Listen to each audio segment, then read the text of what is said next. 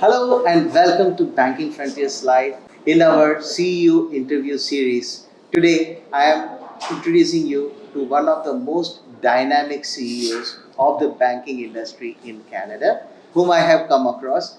And one very interesting thing he speaks is that we are a challenger bank.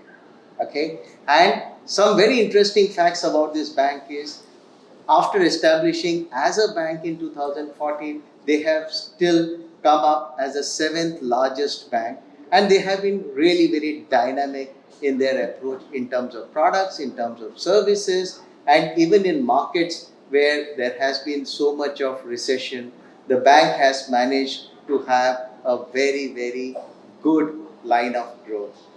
Please join me in welcoming Mr. Andrew Moor, who is the CEO of EQ Bank. Andrew, welcome to Banking Frontiers Live. Thank you so much for having me, Babu. It's just a great pleasure to be here. Wonderful.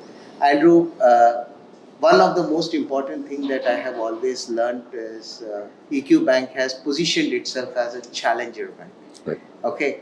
And I really want to know how you have kept that positioning and what is your definition of a challenger bank? Well, I think we get to kind of define the category in Canada. In fact, Canada's Challenger Bank is actually a trademark owned by EQ Bank. As you can imagine, I borrowed that word from the kind of UK scene. You can hear my funny accent. That's where I met many of the people pioneering the Starlings and the Monzos of this world many years ago, and really trying to bring that innovative idea to the Canadian banking system. And the way I think about a challenger bank, or Canada's Challenger Bank at least, is trying to shake up the Canadian banking system and industry to offer innovative solutions that aren't available through other banks. So really trying to innovate, think about ways of bringing new value so that the banking industry as a whole is delivering more value to Canadian consumers and making our society prosperous. That's kind of the number one lens which we think about the challenger banking view of the world. Interesting.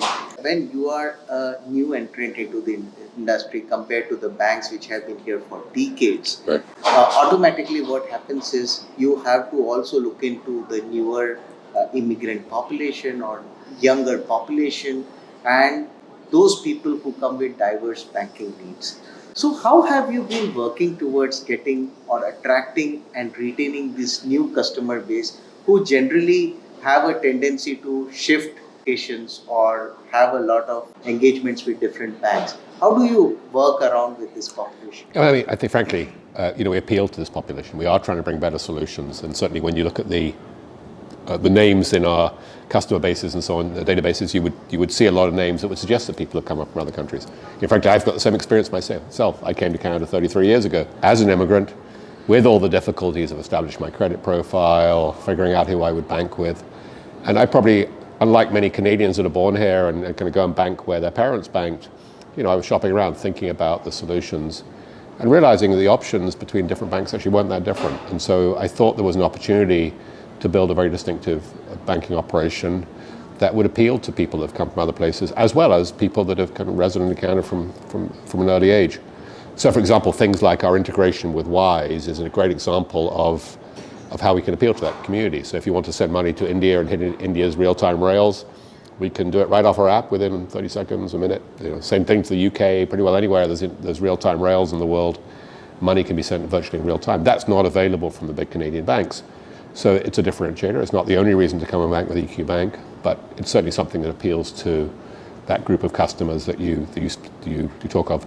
And we define our customer base. Our target customer is what we call an aspirant, i.e. somebody that's aspiring to improve their life. And of course, that's very much part of the genetics of somebody that's come halfway around the world to come and live in a country that objectively is a bit too cold in the winter, right? These are people seeking better banking solutions, thinking about clever ways about improving their lives.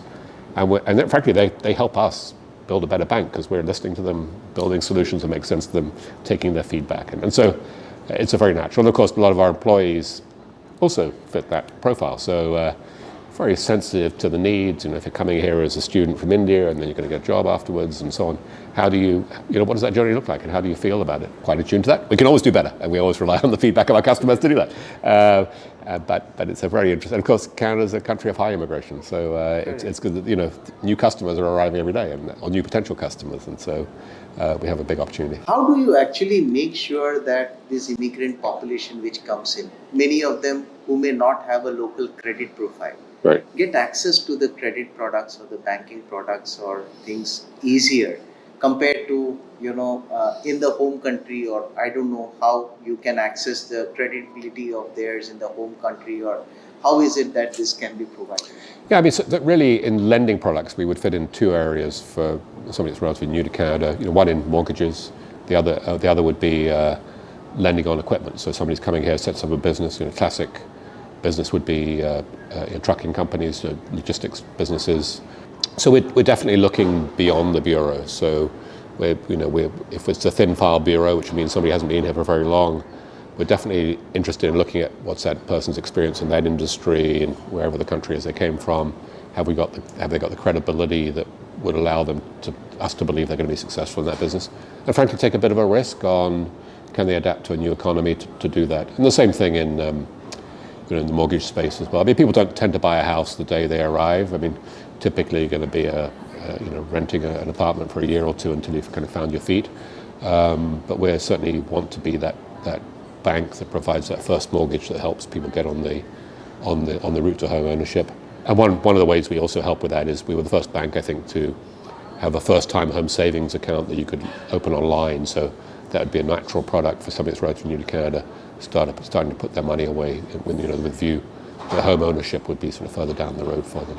Interesting. And probably that is the kind of support that an immigrant would probably need from a bank to take up his banking and financial needs to the next level. Now this comes to another question, especially technology, because technology is the foundation on which today's banking runs. Now you have at least started quite late, so you will have the advantage of having some of the latest technologies at your disposal.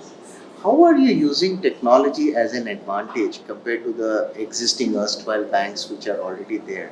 And what is the road ahead for engagements with fintechs? And you already spoke about Wise. So how are you using this to your advantage?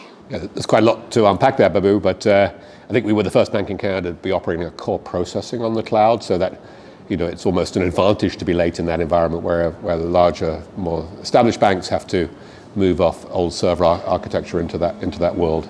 We have a deep partnership with Microsoft. In fact, I think we're one of the first banks in Canada to be using their Copilot product for artificial intelligence for our own teams and to hopefully fire up our call centers and so on. With respect to partnering with fintechs, I mean, we understand that we're a relatively small bank. I mean, we have 1,800 employees. We're not tiny anymore, but on the other hand, we can't build everything ourselves and don't want to, and we can't be experts in everything. So I already mentioned partnering with Wise, but we partner with Nesto in the mortgage origination. With a group, actually large numbers of mortgage originators, we're hooked in with technology. There's all kinds of applications where we use part of a fintechs, or whether it's Jumio or Trulio in onboarding. We're pretty much very engaged in finding fintech solutions to give our customers a better solution, and certainly don't have an attitude of everything invented here. We like to partner with other people who've got deep domain expertise in the businesses that they're running. Which are those interesting technology areas or partnerships in fintech which you think is more inspiring now, or you would like to get into in the near future, where you see a lot of scope for banks like yours who are challenger banks? Well, certainly one of the areas that we are focused on for the next little while is small businesses. So again, it links to the same community, frankly, we were talking about earlier. That entrepreneur, many times, has come from somewhere else with a dream of setting up a business, building a successful family life fueled by that business. So, and we generally have this thesis that the big banks, and this is true around the world, it's not a particular criticism of the Canadian banking system, big banks typically find it hard to really bank small businesses well. And so we've got some good ideas, we think, in that area to bring innovation using technology for that community. And so many people now are, with digital opportunity, they're able to build new kinds of business models where they're constantly on the move, trying to run their business off their phone kind of thing. And certainly the bank needs to be along for the ride in that journey. And so we aspire to do that, and we've got some great ideas, I think, in that area. Super. When it comes to banking population or the companies which are trying to do business with you, one of the most important thing is the trust with the customer, and especially the trust grows when the bank is old or bank has huge buildings kind of stuff. So and we have been observing this across the population. So how you as a bank, which is a incumbent bank, a challenger bank, a very innovative bank, been building this trust from both perspectives, from the business side, from the technology side. Yeah, so I mean, certainly on the technology side, we're very, I think, very advanced on things like cybersecurity. We've moved to a zero trust type framework. I believe that we're as buttoned down as controlled and everything. Frankly, our partnership with Microsoft, we like to say we stand on the shoulders of giants in terms of using the tools within Azure to provide the protections we're looking for. In terms of building trust with the consumer, it is a bit of a challenge. As much as I see bank branches as completely irrelevant to most of my banking needs, it does provide that sense of stability that there's a place to go in and complain and so on. Strangely, where we found that we've been able to build the most credibility is actually advertising on traditional television. So if you're watching this outside of Canada, when the hockey games turn on, a lot of Canadians turn their eyes to watching hockey and the ice hockey, for those of you that don't know quite what hockey might be. And so when when the puck is on the ice and we run an ad, that we get a lot of traction and sort of credibility by being on the mainstream TV networks. We obviously do a lot with digital advertising to kind of try and hit individual value propositions, but in terms of that kind of brand building, this is a real bank, that is a useful way of building that credibility.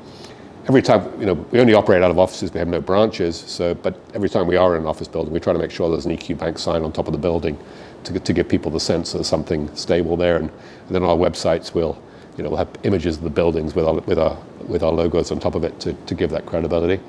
And then, of course, we're constantly on BNN, other areas. We are the top performing bank on the stock exchange in North America over the last decade. So, we have built good traction with the financial community for that success. And of course, that trust, you only get there by being super cautious, being a prudent banker, as well as looking for ways to bring value. So, it's a constant message of communication. I think we probably have to run harder than the people running the big banks, frankly, in some ways. But then we have huge opportunity ahead of us, which probably they don't have, right? So. And you have done one interesting strategy of acquiring credit unions, for example, Concentra Bank and a couple of others. And also, I have seen participation of EQ Bank in the World Credit Union event that happened sometime back in Vancouver. So I think you have a strong business strategy from the credit union partnerships perspective as well, right? Yeah, we do. We've never bought a credit union, to be clear. We bought a bank, Concentra Bank, owned by the credit union system in strong partnership with credit unions. We love the values of credit unions, I think, more than anything else. Their care for their customers, they would call members. Their members, really resonates through that system. And we do believe that, there's lots of opportunities we're a relatively small bank, even though we're the 7th largest in the country. The credit unions are, by definition, smaller institutions, typically constrained to operating in each individual province where they're operating. So we kind of need to gang together on some of these technical solutions that we're building. If we can spread the cost over a number of institutions rather than just bearing the burden ourselves, we think there's a lot of opportunity. And we love the approach that the credit unions bring in terms of how they think about life. Super. And one most important asset any organization has is the people. Yep. And you have been working very closely. I remember you speaking at the Canadian Lending Association about how you have been creating an inclusive kind of atmosphere and putting the right kind of age group in place for the bank and things like that. So how have you been looking at empowering the women or building in more inclusion into the entire organization and taking it to the next level? I mean, it's a journey we're always on, of course. I'm not saying we've solved it, but we're very concerned that decisions are made with people around the table that look different, have different experience, and can therefore, take good ideas and bring them out in a way that's only possible to really understand unless you've got that diversity of view. So we're very deliberate about who we're recruiting, if you look at the executive team, you see women well represented. You see people, with different perspectives sitting on around the table with me that can then help And then their teams themselves have got a lot of diversity, and we, I think perhaps compared to some, and I think frankly the whole industry is doing quite well on this over time. But when we're thinking about recruiting, we certainly look at the qualifications of people in the countries they've come from, just as valid as those in Canada, for example. So that helps us have a broader net. I think in the past we've done well by recruiting people whose qualifications may have been hard to earn in their home countries but haven't yet been recognized in Canada. So somebody that's not yet a qualified accountant in Canada but can account, and they can come and work in our functions doing the work. They may not yet be so employable in other areas. So give people their first job and their first break in Canada, I think is also just some loyalty with some. Super. And when it comes to, you have been a connoisseur of open banking. Yep. And you have propagated it quite often. I have listened to quite a lot of your sessions where you have been talking about open banking in a big way.